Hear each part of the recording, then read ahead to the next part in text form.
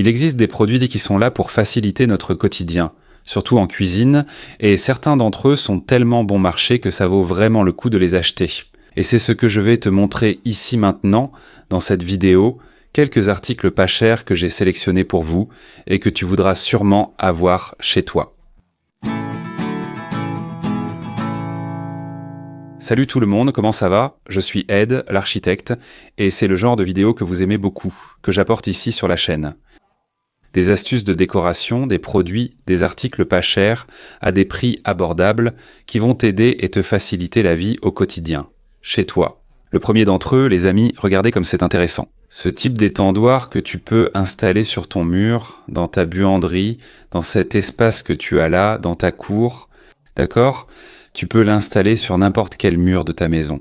Il est très fonctionnel quand il est ouvert, il supporte 25 kg par tige et, une fois fermé, on dirait même pas que c'est un étendoir. Beaucoup appellent ce type d'étendoir à linge ici un étendoir mural. Nous on l'appelle étendoir mural, mais beaucoup le connaissent sous le nom d'étendoir magique, non?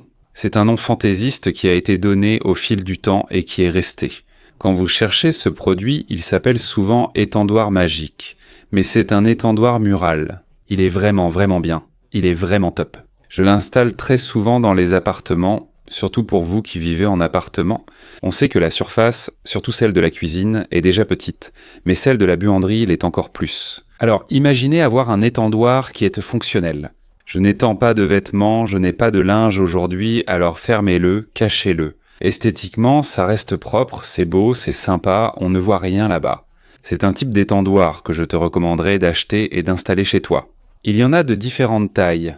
Il y a du 60, du 80, du 1 mètre, 1 mètre 20. Ça dépend de ton besoin. Tu peux l'installer à mi-hauteur, tu peux l'installer un peu plus haut, tu peux en installer deux, un plus haut et un plus bas. Ça dépend de ton besoin.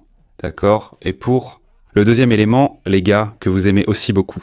Quand j'apporte ce produit ici, c'est ce type de poubelle automatique ou à capteur. Ce type de poubelle, je l'ai ici dans ma salle de bain.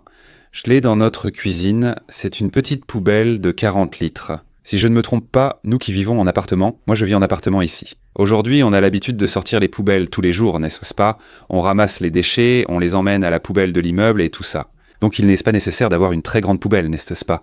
Une de 40 litres pour la cuisine, une plus petite pour la salle de bain, ça nous suffit. Mais ce type de poubelle est vraiment sympa, il est très fonctionnel au quotidien. D'accord, tu peux même me dire comme ça. Ah, ça c'est vraiment, je sais pas, c'est un peu trop, non? Il y a une poubelle où tu passes la main avec un capteur et tout ça. À mon avis, non. Peut-être que tu es d'accord avec moi, c'est sympa de juste passer la main, le couvercle s'ouvre, tu mets les déchets, pas besoin d'appuyer avec le pied comme je vous conseille. Tu vois, tu dis, d'accord? Je veux un produit fonctionnel ici, une poubelle posée dans la cuisine pour que tu puisses la mettre dans un coin.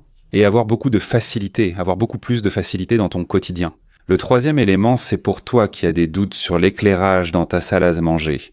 Est-ce blanc chaud, blanc neutre, blanc froid? Lequel vas-tu installer?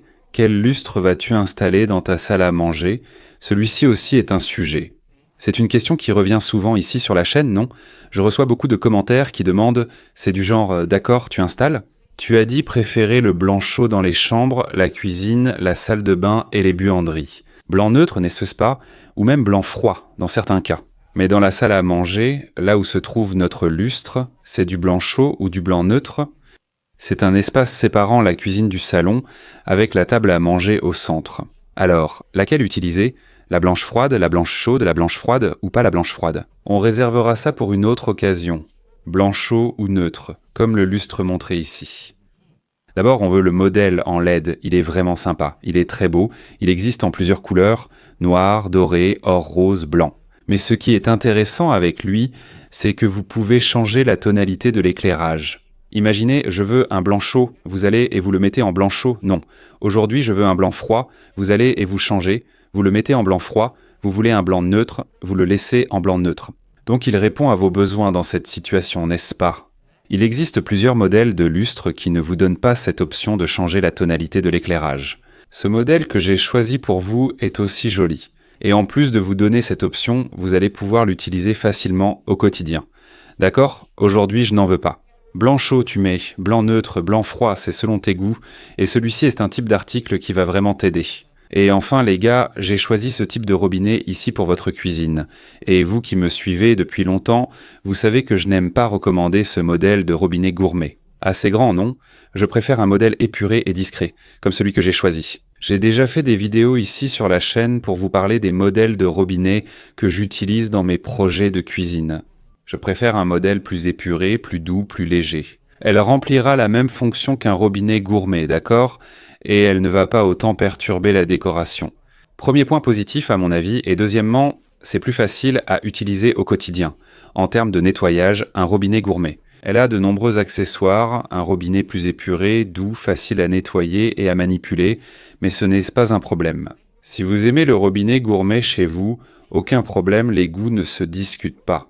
Comme je l'ai déjà dit dans plusieurs vidéos, si je décorais votre maison, je choisirais ce modèle de robinet plus épuré, elle aussi. Qu'avez-vous pensé de ce contenu? Et n'oubliez pas que je vous attends dans notre prochaine vidéo. À bientôt.